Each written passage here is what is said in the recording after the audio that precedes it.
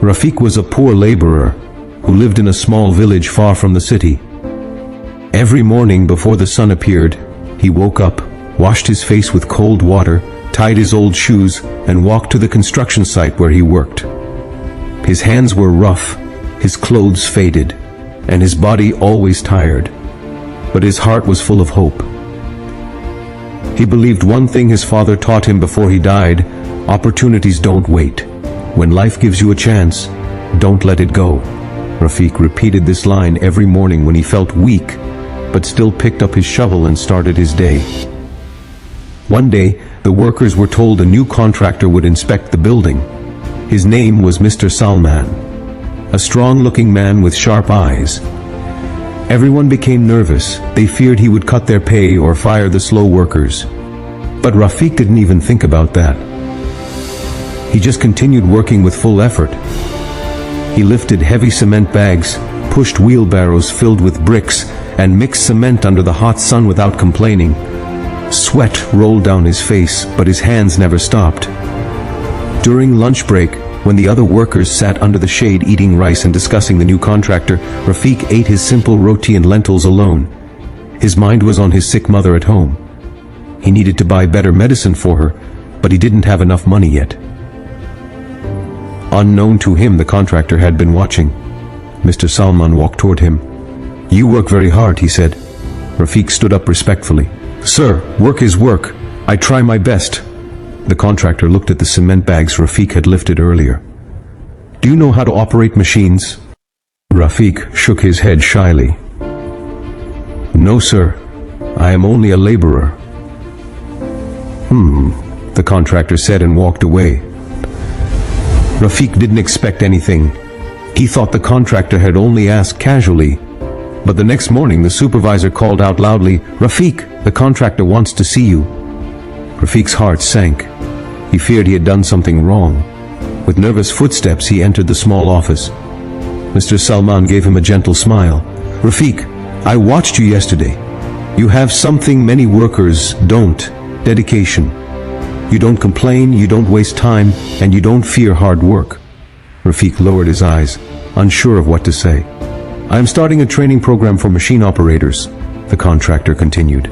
"If you learn to operate machines, your salary will increase. It's a good opportunity, but it requires patience and discipline. If you agree, you start tomorrow." Rafiq could hardly breathe.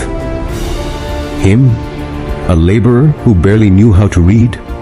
A machine operator? "Sir, I don't know anything about machines," Rafiq whispered.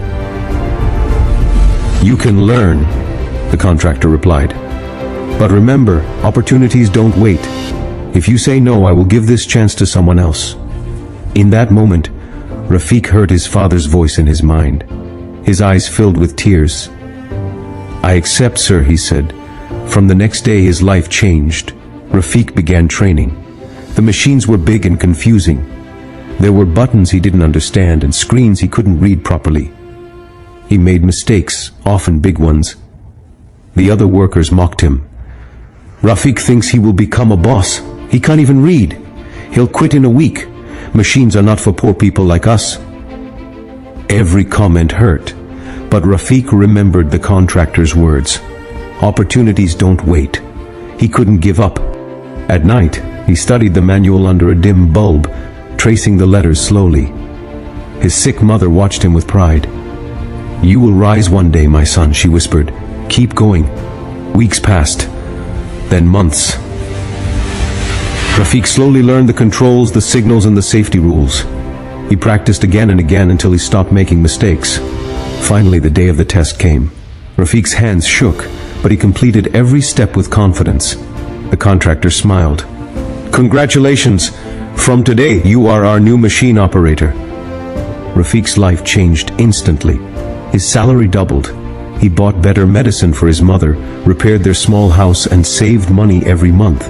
The same workers who once laughed at him now respected him.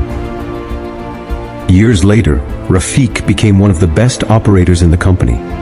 He trained new workers with patience and kindness. He understood their struggles because he had lived the same life. One quiet evening, the contractor called him to the office again. But this time, he wasn't strict, he looked emotional. "Rafiq," he said, "I am retiring soon. I want you to manage our machinery department." Rafiq froze. "Sir, me? A poor laborer? You are not a laborer anymore." The contractor smiled. "You are an example. You earned this with your honesty and hard work. I simply gave you one opportunity. You used it." That night, Rafiq returned home, hugged his mother, and cried. He had come from carrying bricks with shaking hands to managing machines with confidence. All because he didn't let an opportunity pass. Whenever young workers asked him for advice, he always said, "Don't wait for life to change. When a chance comes, grab it. Opportunities don't wait for anyone." And this became Rafiq's legacy, a simple laborer who proved that one small chance can change an entire life.